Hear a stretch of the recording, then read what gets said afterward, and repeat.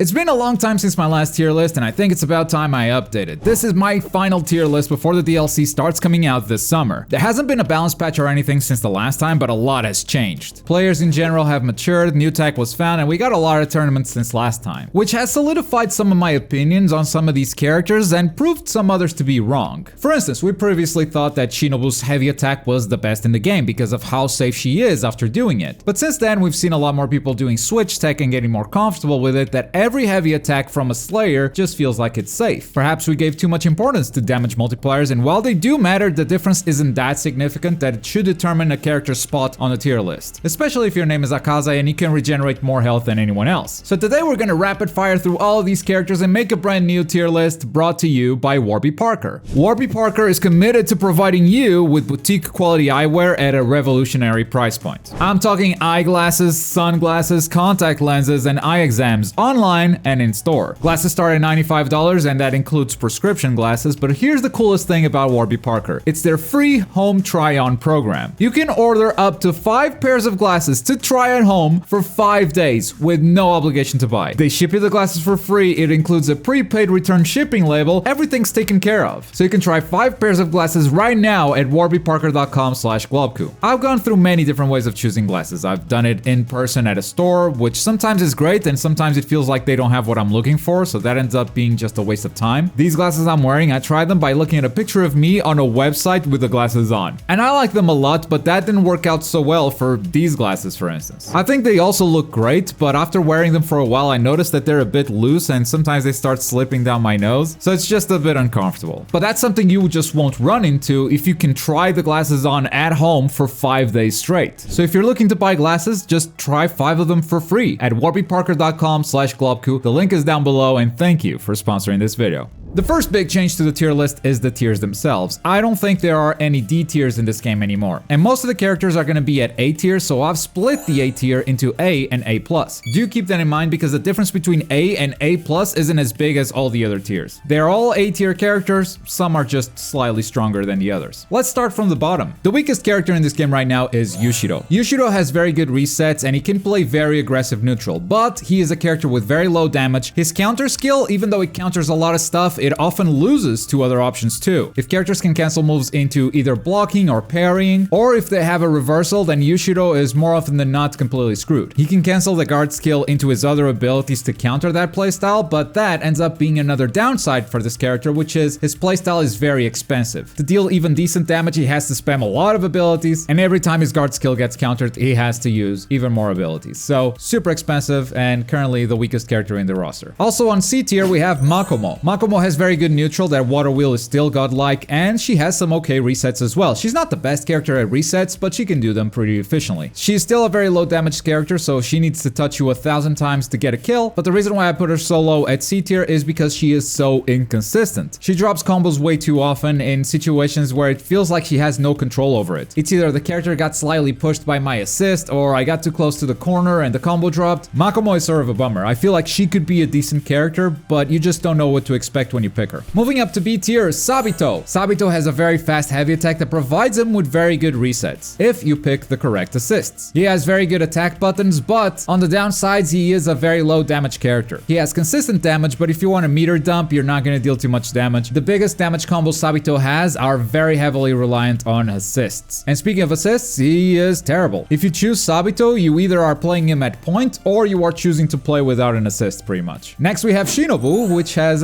fallen quite a bit since my last tier list. She still has a good heavy attack, she still has a very good assist, even though it doesn't catch opponents in the air. But the reason why she's dropped so hard on this tier list is because every single character that came out is a bad matchup for Shinobu. She simply just loses to zoning and projectiles, she has no way to work around that. And even against Slayers, I think players are a lot better at dealing with her neutral right now, countering her dash with either heavy attacks or parries, which is gonna force Shinobu to cancel a lot of her dash and go for other options, and that ends up being a very expensive playstyle. At the top of B tier, tier, I put Inosuke. Now, Inosuke has the best Slayer resets in the entire game. This character is an absolute reset monster, and he is also the best guard break character in the whole game. But the reason why I put him at B tier is those resets are actually kind of risky sometimes. Players can dodge the grab reset with a well-timed jump. It is not easy to do, but it is possible, and good players will actually punish that reset attempt. Inosuke can also bait that option by going for another tilt skill, but that has its own faults, like a simple push block will push you out of range, or if a player reads that, they can simply parry. So while the resets are definitely in Inosuke's favor, he is also risking something. Those are not safe resets by any means. But the worst thing this character has is neutral. Inosuke has to play a very honest neutral, and part of that is because his tilt skill kinda sucks for everything other than combos. And because of all that honesty in neutral, I have to place him this low at B tier. Moving up to A tier, first up we have Urokodaki. Urokodaki has very good damage, and the trap resets are kind of okay. I don't think they're the strongest resets in the game by any means, but he can get some work done with them. Also, water wheel neutral. That's always a good thing to have. That said, his water wheel doesn't have too much range. It does if he extends it, but then he's unsafe, which means Urokodaki can't be too aggressive. He kinda has to play a bit passive and play some traps around and play around that. But playing passive also means you can't really enforce your own playstyle, especially if you're at a health deficit and you're gonna lose by timeout. Also, I only think one of his assists is good, which is the water wheel. The other one, I don't really like it too much. It's good for some damage situations, but it's very specific and often kinda useless. Above Urokodaki, we got Rui. Rui is a very good reset character. He was definitely a problem character at some point during this game, and he's also a very good zoner, although an expensive zoner. Every single one of his projectiles is gonna cost meter, which means he can't just spam zoning. Now, Rui used to be much higher. I think the reason why he's a lot lower now is just players got better. And his resets are a lot riskier now, as players have gotten more comfortable with doing strong attacks to power through attack resets, which those still lose to grabs, obviously, but if you're just always going to grab, then you become easy to counter. And also the Slayer switch tech kinda smokes all of Rui's resets right now, and that's why he's kinda low. It feels like there's a better character for doing resets. If you want to go for that playstyle, I think Rui isn't the move anymore, especially since he's gonna have to reset you a lot because he's got kinda low damage. Above Rui, and probably the character that raised the most on this tier list, is Murata. Murata has a great assist, one of the best in the game hands down. The water wheel is one of the best neutral assists in the game. The slash is one of the best damaging assists in the game. He's just fantastic as a support character. As an active character, he's also got some decent neutral. That water wheel's got some good tracking. The slash comes out fast enough that sometimes you can even use it to surprise an opponent, either by doing some stagger pressure or even doing it out of block. But once Murata gets the hit, he's still a low damage character, and because he is low damage, you kinda have to spend it all every time you get a hit to even deal decent damage, so he ends up being an expensive character as well. And above Murata and at the top of A tier, we have Yahaba, a character that I definitely didn't give enough credit when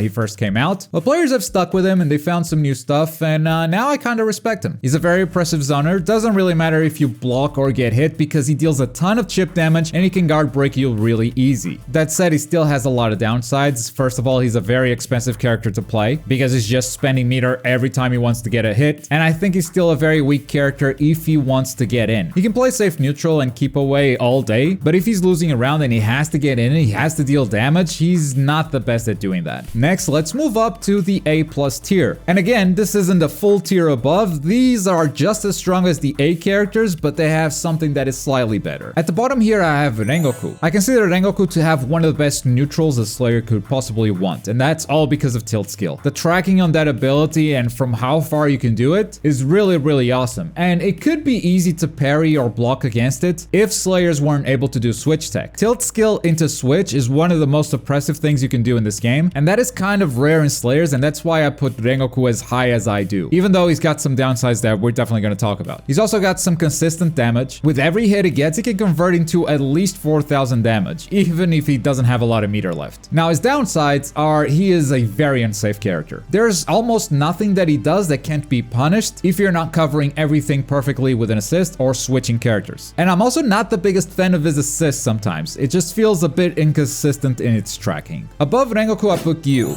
Gyu has good neutral because he has the fastest water wheel in the game and it has plus frames on block, and also he can combo for free after it. That water wheel is a menace, but Gyu needs to be sort of in the mid-range for that to be a threat. In the long range, he is a bit weak, so he's gonna be constantly looking for that mid-range spot. He also has a good assist and a great strong attack. The only downside, other than being really weak at long range, is that his damage could be better outside of dead calm. If he catches you with dead calm, your health is gonna melt. But if he doesn't, his damage is just okay. Next up, Water Tanjiro. Water Tanjiro has very good and consistent damage. He also has a very good assist. Both the Waterfall and Water Wheel are top tier assists and people do not give them enough credit. His strong attack is often seen as a bad strong attack, and I agree if you are just doing the strong attack and trying to follow up on your own. But with switch tech, the character that you tag in is gonna be safe and covered by that strong attack for a really long time, and you can set up so much from it. Water Tanjiro is a good, well-rounded character. I don't think anything about him is particularly broken right now. He's just super solid and barely has any downsides. If I had to pick a downside, I would say he always needs to spend 2 bars of meter to continue his pressure. And with a simple push block, that might be just a waste of meter because you're not even gonna hit your opponent. And at the top of the A+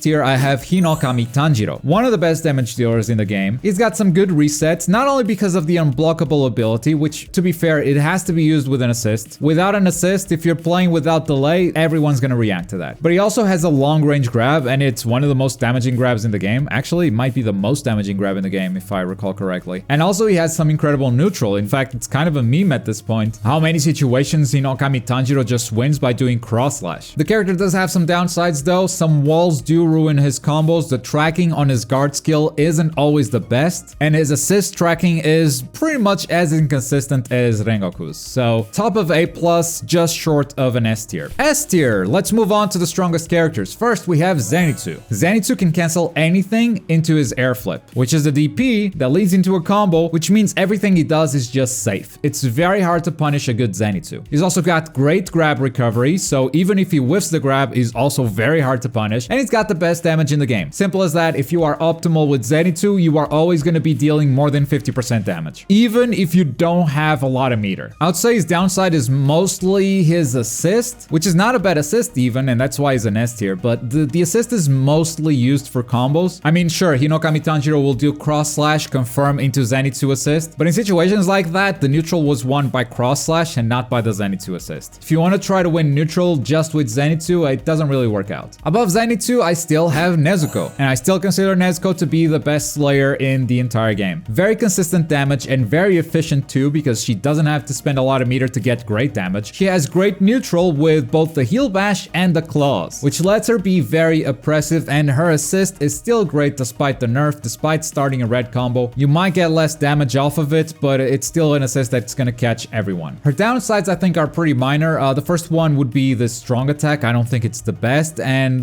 walls. Walls ruin a lot of her optimal routes, but that just means that Nezuko has to go for other stuff. And from this point on, surprise surprise, it's all demons. Above Nezuko we have Enmu, the best resets in the entire game, thanks to the range of his attacks, the strong attack charging as fast as it does and reaching as far as it does, and of course that ridiculous grab. On top of being a reset character, unlike all the other reset characters in this game, Enmu has insane damage. If for instance Rui or Inosuke had Enmu's damage, they would probably be a lot higher on this tier list. I don't know if they would be right next to Enmu, because on top of that, Enmu also has some free projectiles. So he can zone and play keep away while remaining very efficient in his meter usage. For downsides, I think Enmu is kind of weak trying to get in on an opponent. He's got the tracking projectiles, which do help him a little bit, but they're almost a necessity. He cannot get in without that. And also when playing against Slayers, a lot of his resets get deleted by switch tech, which means he has to change up his game plan a little bit. But who's better than Enmu, you ask? In my opinion, Susanoo is at the top of S tier. Susanoo is the best zoner in the game. She's got both free projectiles and meter projectiles. And she can always cancel into her tilt skill or her skill, allowing her to play very, very safe. She's also a very high damage character if she catches the opponent in the right situation, though it is often risky trying to go for high damage. If Susanoo is dealing a lot of damage, she probably started a combo with her guard skill, and the guard skill is actually punishable if you push block it. It's not easy to push block and punish a raw guard skill, but it is possible, and that makes it risky if you are playing against a skilled player. Susanoo's zoning can also get expensive sometimes, but I think that's kind of a small downside to the character, as she can often just work around that by throwing her free projectiles or jumping projectiles or whatever she wants. She has so many tools. Alright, that's it. Susanoo is the strongest character at S tier. This is the tier list. What?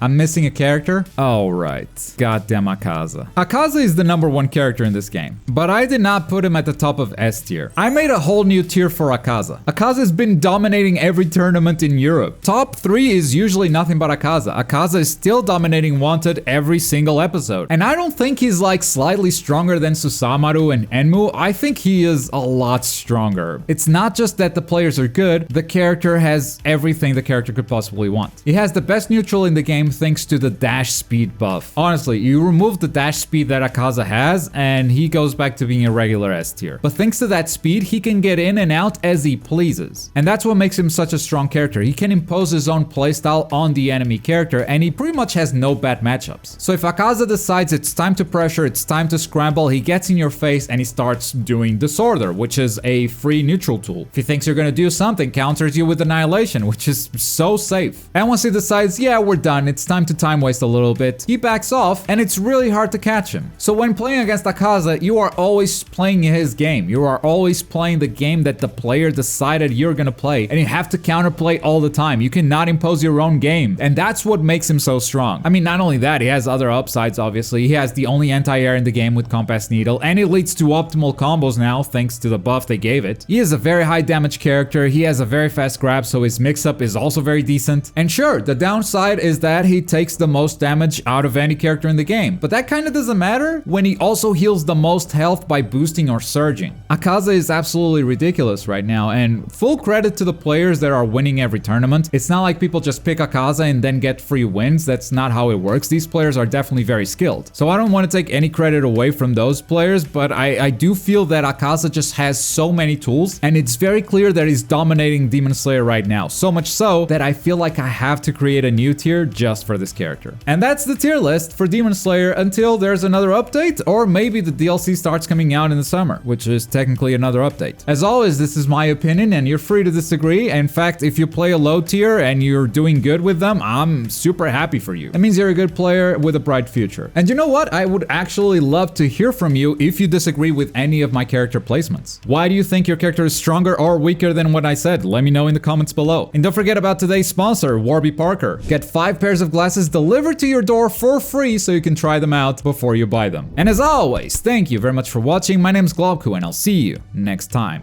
Bye!